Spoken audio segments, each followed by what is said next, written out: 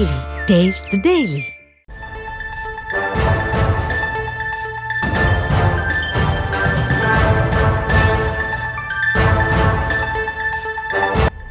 மதுரையிலிருந்து சென்னையிலே நோக்கி சென்று கொண்டிருந்த மதுரை ஆதீனத்துடைய வாகனம் விபத்துக்குள்ளாகி இருப்பது பரபரப்பை ஏற்படுத்தியிருக்கிறது. குறிப்பாக மதுரை மீனாட்சி அம்மன் கோவில் அருகே இருக்கக்கூடிய மிகவும் பழமை வாய்ந்த சன்னிதானம் இருக்கக்கூடிய வேளையிலே மதுரை ஆதீனம் மதுரையிலிருந்து இன்று காலை வாகனம் மூலமாக சென்னையிலே எஸ்ஆர்எம் பகுதி கல்லூரியிலே நடைபெறக்கூடிய சைவ மாநாட்டில் கலந்து கொள்வதற்காக புறப்பட்டு சென்றார்.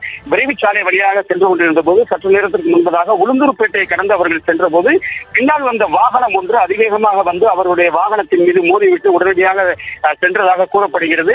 அதிர்ஷ்டவசமாக வாகனத்தின் முன்னால் அமர்ந்திருந்த ஆதீனம் அவர்களுக்கு எந்தவித காயமும் இல்லை. வாகனத்தை சரி செய்யாமல் மீண்டும் அதே வாகனத்திலே அவர்கள் புறப்பட்டு சென்னை நோக்கி தற்போது சென்று கொண்டிருக்கிறார்கள்.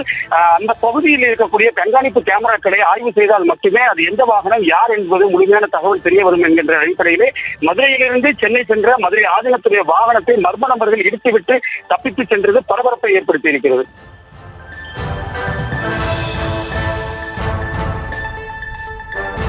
விவரங்களுக்கு நன்றி.